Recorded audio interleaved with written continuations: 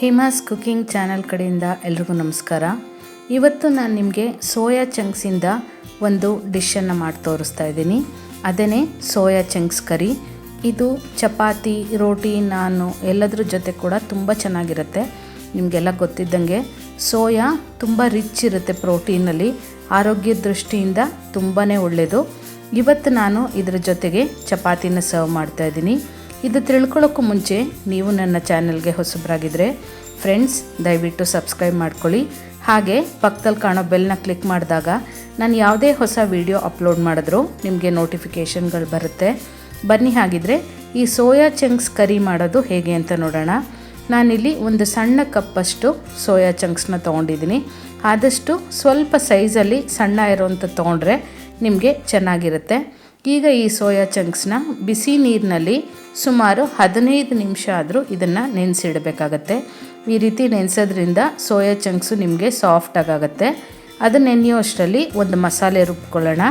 ಅದಕ್ಕೆ ತೆಂಗಿನ ತುರಿ, 1 ಟೀ ಸ್ಪೂನಷ್ಟು ಧನಿಯಾ, 1 ಟೀ ಸ್ಪೂನಷ್ಟು ಜೀರಿಗೆ, 3 ಹಸಿಮೆಣಸಿನ್ಕಾಯಿ, ಸ್ವಲ್ಪ ಗೋಡಂಬಿ, ಜೊತೆಗೆ ಚಕ್ಕೆ, ಲವಂಗ ಮತ್ತು ಏಲಕ್ಕಿ ಬೇಕಾಗತ್ತೆ. ಈ ಎಲ್ಲದನ್ನು ಮಿಕ್ಸಿಗೆ ಹಾಕಿ ನುಣ್ಣಗೆ ಗ್ರೈಂಡ್ ಮಾಡ್ಕೋಬೇಕು. ನಾನಿಲ್ಲಿ ಕೆಂಪು ಮೆಣಸಿನ ಪುಡಿನ ಕೂಡ ಉಪಯೋಗಿಸ್ತಾ ಇರೋದ್ರಿಂದ ಹಸಿಮೆಣಸಿನ್ಕಾಯಿನ ಸ್ವಲ್ಪ ಕಮ್ಮಿ ತೊಗೊಂಡಿದ್ದೀನಿ. ಎರಡನ್ನೂ ಹಾಕಿದಾಗ ನಿಮಗೆ ರುಚಿ ತುಂಬ ಚೆನ್ನಾಗಿರುತ್ತೆ. ಹಾಗೆ ಗೋಡಂಬಿನೂ ಕೂಡ ಒಂದು 10ರಿಂದ 15 ಗೋಡಂಬಿ ಹಾಕ್ಕೊಳ್ಳಿ. ಇದು ನಿಮಗೆ ಗ್ರೇವಿ ಒಳ್ಳೆ ತಿಕ್ನೆಸ್ ಕೊಡುತ್ತೆ, ಹಾಗೆ ಟೇಸ್ಟ್ ಕೂಡ ತುಂಬ ಚೆನ್ನಾಗಿರುತ್ತೆ. ಈಗ ಮಸಾಲೆ ರುಬ್ಬಿದ್ದಾಗಿದೆ.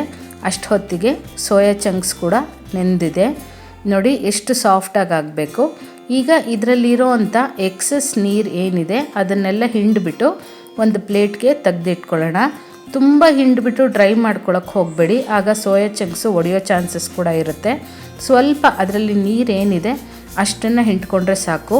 ಈ ನೀರು ಹಾಗೆ ಇದ್ಬಿಟ್ರೆ ಏನಾಗುತ್ತೆ, ನಾವು ಗ್ರೇವಿಗೆ ಹಾಕಿದಾಗ ತುಂಬ ತೆಳ್ಳಗಾಗ್ಬಿಡುತ್ತೆ ಮತ್ತು ಮಸಾಲೆ ಕೂಡ ಹಿಡ್ಕೊಳ್ಳೋದಿಲ್ಲ.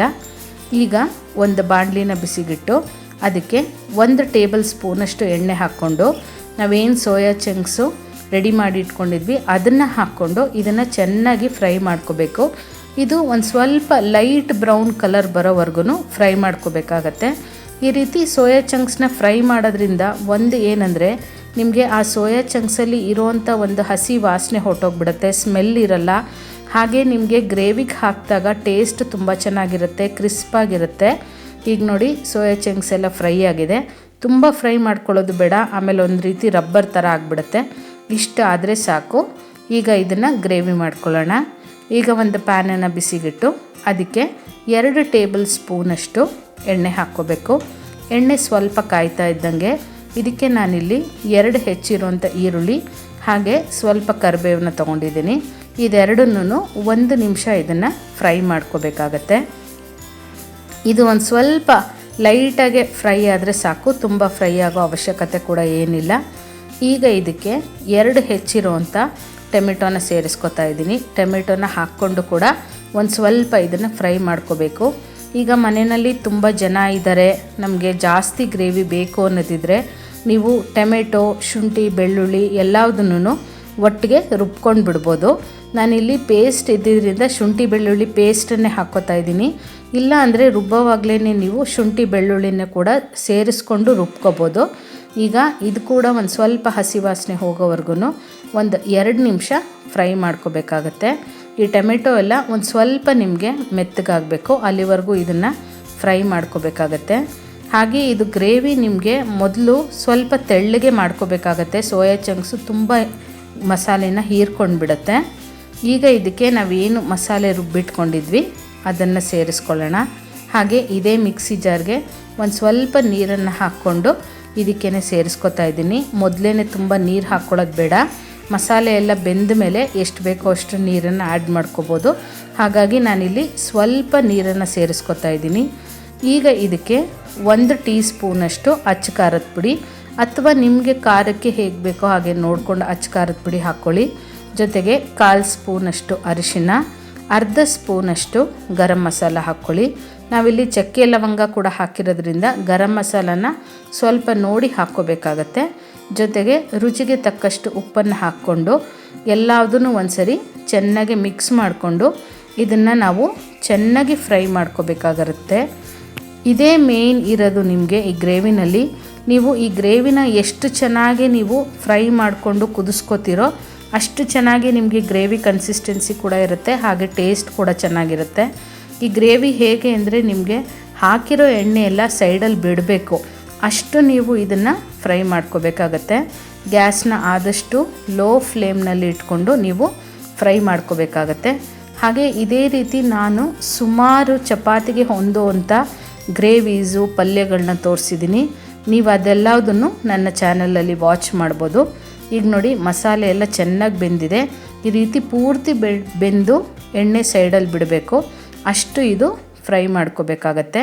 ಈ ರೀತಿ ಫ್ರೈ ಆಗೋದಕ್ಕೆ ನಿಮಗೆ ಸುಮಾರು ಒಂದು 8ರಿಂದ 10 ನಿಮಿಷ ಹಿಡಿಯುತ್ತೆ ಲೋ ಫ್ಲೇಮ್ನಲ್ಲಾದರೆ.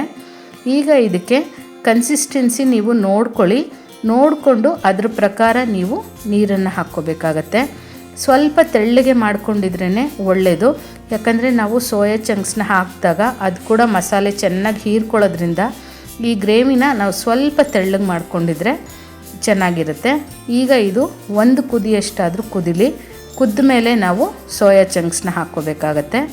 ಈಗ ನಾನಿಲ್ಲಿ ಇದಕ್ಕೆ ಗ್ರೇವಿಗೆ ಹೊಂದುವಷ್ಟು ನೀರನ್ನು ಹಾಕ್ಕೊಂಡು ಕುದಿಸ್ಕೊತಾ ಇದ್ದೀನಿ. ಈಗ ನೋಡಿ ಗ್ರೇವಿ ಎಲ್ಲ ಚೆನ್ನಾಗಿ ಕುದೀತಾ ಇದೆ. ಈಗ ಇದಕ್ಕೆ ನಾವೇನು ಸೋಯಾ ಚಂಕ್ಸು ಫ್ರೈ ಮಾಡಿ ರೆಡಿ ಮಾಡಿ ಇಟ್ಕೊಂಡಿದ್ವೋ ಅದನ್ನು ಸೇರಿಸ್ಕೊಂಡು ಇದನ್ನು ಕೂಡ ಒಂದು ಸ್ವಲ್ಪ ಅಂದರೆ ಒಂದು 4ರಿಂದ 5 ನಿಮಿಷ ಮೀಡಿಯಮ್ ಫ್ಲೇಮ್ನಲ್ಲಿ ಇಟ್ಕೊಂಡು ಕುದಿಸ್ಕೋಬೇಕಾಗತ್ತೆ. ಮೀಡಿಯಮ್ ಫ್ಲೇಮ್ನಲ್ಲಿ ಇಟ್ಕೊಂಡು ಕುದಿಸಿದಾಗ ಆ ಸೋಯಾ ಚಂಕ್ಸ್ ಒಳಗಡೆ ನಿಮಗೆ ಮಸಾಲೆ ಎಲ್ಲ ಚೆನ್ನಾಗಿ ಹಿಡಿಯುತ್ತೆ ಮತ್ತು ಟೇಸ್ಟ್ ಕೂಡ ಚೆನ್ನಾಗಿರುತ್ತೆ. ಈಗ ನಿಮಗೆ ಗ್ರೇವಿ ತೆಳ್ಳಗೆ ಅನ್ನಿಸ್ಬೋದು, ಆದರೆ ಕುದೀತಾ ಇದ್ದಂಗೆ ಇದು ನಿಮಗೆ ಗಟ್ಟಿ ಬಂದುಬಿಡುತ್ತೆ. ಹಾಗಾಗಿ ಗ್ರೇವಿನ ನೀವು ಮಾಡ್ಕೊಳ್ಳುವಾಗ ನೋಡಿ ಮಾಡ್ಕೋಬೇಕಾಗತ್ತೆ. ಈಗ ನೋಡಿ ಮಸಾಲೆ ಎಲ್ಲ ಚೆನ್ನಾಗಿ ಬೆಂದಿದೆ. ಲಾಸ್ಟಲ್ಲಿ ಇದಕ್ಕೆ ಸ್ವಲ್ಪ ಕೊತ್ತಂಬರಿ ಸೊಪ್ಪನ್ನ ಹಾಕ್ಕೊಂಡು ಗಾರ್ನಿಷ್ ಮಾಡಿಕೊಂಡ್ರೆ ನಿಮಗೆ ಬಿಸಿ ಬಿಸಿಯಾದಂಥ ರುಚಿಯಾದ ಸೋಯಾ ಚಂಕ್ಸ್ ಕರಿ ರೆಡಿ ಆಯಿತು. ಇನ್ನೇನು ಒಂದು ಚಪಾತಿ ಅಥವಾ ಫುಲ್ಕಾ, ರೋಟಿ, ನಾನ್ ಯಾವುದ್ರ ಜೊತೆ ಆದರೂ ಸರಿ ನೀವು ಇದನ್ನು ತಿನ್ಬೋದು. ಇವತ್ತು ನಾನು ಇದನ್ನು ಚಪಾತಿ ಜೊತೆ ಸರ್ವ್ ಮಾಡ್ತಾಯಿದ್ದೀನಿ. ಹಾಗೆ ಜೊತೆಗೆ ಒಂದು ಸ್ವಲ್ಪ ಈರುಳ್ಳಿ ಇಟ್ಕೊಂಡು ತಿಂತಾಯಿದ್ರೆ ಆಹಾ ತುಂಬ ಸೊಗಸಾಗಿರುತ್ತೆ. ನೀವು ಮನೆಯಲ್ಲಿ ಈ ರೆಸಿಪಿನ ಟ್ರೈ ಮಾಡಿ ಹೇಗೆ ಬಂತು ಅಂತ ನನಗೆ ಕಮೆಂಟ್ ಮೂಲಕ ತಿಳಿಸ್ತೀರಾ ಅಲ್ವಾ. ಮತ್ತಷ್ಟು ಈಸಿಯಾದಂಥ ರೆಸಿಪೀಸ್ಗಾಗಿ ಹಾಗೆ ಟಿಪ್ಸ್ಗಾಗಿ ಹೇಮಾಸ್ ಕುಕಿಂಗ್ ಚಾನಲ್ನ ಮರೀದೇ ಸಬ್ಸ್ಕ್ರೈಬ್ ಮಾಡ್ಕೊಳ್ಳಿ. Thank you.